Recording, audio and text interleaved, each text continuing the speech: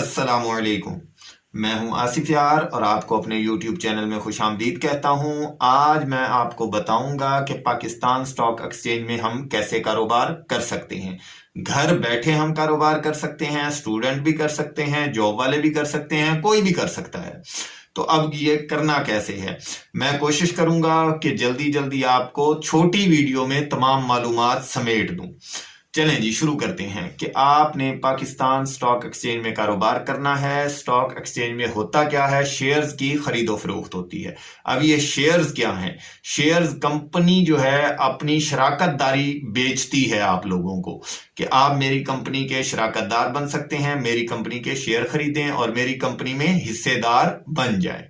अब उसे ये करना क्यों पड़ता है? एक तो कुछ रूल्स भी हैं कंपनी के, और दूसरा उन्हें इन्वेस्टमेंट की जरूरत होती है, उन्हें पैसों की जरूरत होती है अपनी कंपनी, अपनी प्रोडक्ट प्रोड्यूस करने और कंपनी चलाने के लिए। तो वो आपसे वो पैसे लेती है। अब आपसे क्यों लेती है? क्योंकि अगर वो बैंक से भी लेते हैं, लेकिन बैंक जब नहीं देता या कुछ ज्यादा अमाउंट होती है या उस पे इंटरेस्ट वगैरह देखते हैं, उनसे इन्हें फायदा हो रहा होता है कि शेयर्स इशू कर दें और उससे जनरल पब्लिक से ले लें, तो वो अपने शेयर इशू करती है आसानी के लिए। जहां से उसे इजी लगती है इन्वेस्टमेंट लेना, वो वहां से ले लेती है।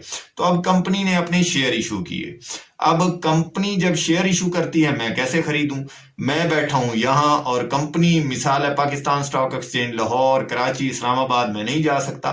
तो ये क्या होता है, पाकिस्तान स्टॉक एक्सचेंज में रजिस्टर्ड ब्रोकर होते हैं, वो 240 से 250 के दरमियान है इस वक्त।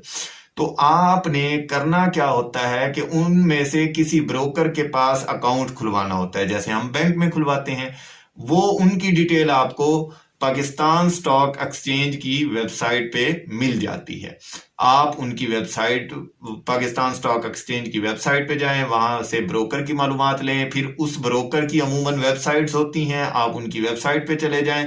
ऑनलाइन फॉर्म होता है, आप ऑनलाइन अकाउंट फॉर्म फिल कर दें, आपका अकाउंट एक हफ्ते में ओपन हो जाता है। आपका अकाउंट ओपन हो गया तो आप उसमें पैसे रखेंगे। अब पैसे जैसे बैंक में रखते हैं आप, लिमिटेड 10, 15, 20 हजार आपने रख दिए। अब क्या करना है, ये ब्रोकर का काम होता है कि वो आपको इन्फॉर्म करे कि इस कंपनी के शेयर्स हैं, इस कीमत पे हैं, आप खरीद लें, ये बेहतरी की तरफ जाएगी।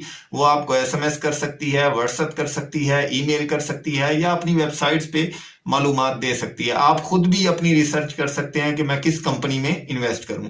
तो शुरू में थोड़ा कम पैसा इन्वेस्ट करें ताकि आपको एक्सपीरियंस हो जाए। तो अब आपने करना क्या है, आपने किसी कंपनी के जो है वो शेयर्स खरीदने हैं। मिसाल के तौर पे आपको ब्रोकर ने कहा जी ये कंपनी है, पेप्सी है, बैंक है, सिल्क बैंक है, एमसीबी बैंक है, आप इनके शेयर खरीद लें, ये ऊपर जाने वाले हैं। तो इस तरह अब आप क्या करेंगे, आपने 10,000 के शेयर खरीद लिए मिसाल के तौर पे किसी कंपनी के, और उसकी कीमत एक शेयर की थी 1 रुपया। आपने 10,000 शेयर खरीद लिए। अब जो है, अच्छा ब्रोकर आपसे कितना चार्ज करेगा? ब्रोकर का कमीशन बहुत कम होता है, पैसों में होता है, मतलब 1 रुपए के पीछे 2 या 3 पैसे वो आपसे कमीशन चार्ज करता है, जो आप इन्वेस्ट करते हैं उस रकम का। आपने 10,000 इन्वेस्ट किए तो हर रुपए के पीछे मतलब 2 या 3 पैसा वो आपसे चार्ज करेगा।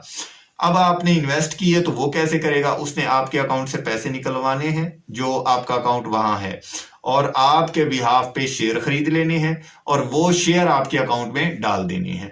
अब आपके अकाउंट में पैसों की जगह शेयर्स मौजूद हैं जितने आपने खरीदे। तो अब वो शेयर्स, अब 2 तरह से आप उससे प्रॉफिट अर्न कर सकते हैं। नंबर 1 कि आपने जिस कंपनी के शेयर्स खरीदे तो उस कंपनी ने डिविडेंड कहते हैं प्रॉफिट को, कंपनी ने अपने प्रॉफिट का कुछ हिस्सा जो है शराकतदारों में तकसीम करने का फैसला सुना दिया और कहा जी ये इनको दे दें, तो आपको वो हिस्सा मिल जाता है। इस तरह प्रॉफिट मिल सकता है।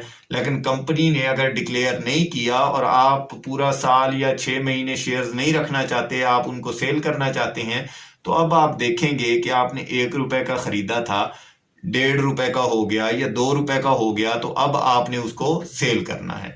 तो अब ब्रोकर को आप कहेंगे कि मेरी कंपनी, ब्रोकर आपको इन्फॉर्म करता रहेगा कि कंपनी के शेयर की वैल्यू कितनी हो चुकी है, बढ़ रही है, कम हो रही है, जैसे भी होगा। तो अब बढ़ गई, 1.5 रुपए की हो गई, तो आप वो शेयर ब्रोकर को कहेंगे जी मेरे शेयर्स बेच दें, तो वो 1.5 रुपए में बेचेगा, तो आप 10,000 के लिए हुए शेयर 15,000 में सेल कर सकते हैं। अब वो 15,000 में सेल हो गए, आपको 5,000 जो है वो क्या हुआ, प्रॉफिट जो आपके अकाउंट में आ गया। आप उसे अपने बैंक अकाउंट में भी मंगवा सकते हैं, ब्रोकर के हिसाब, ब्रोकर को कहेंगे।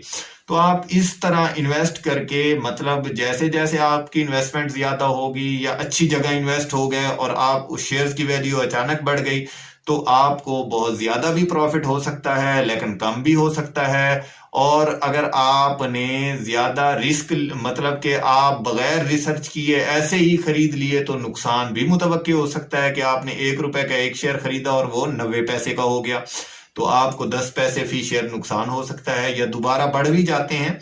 तो इस तरह जो है आप इसमें खरीदो फरोख्त कर सकते हैं और घर बैठे इस कारोबार का हिस्सा बन सकते हैं।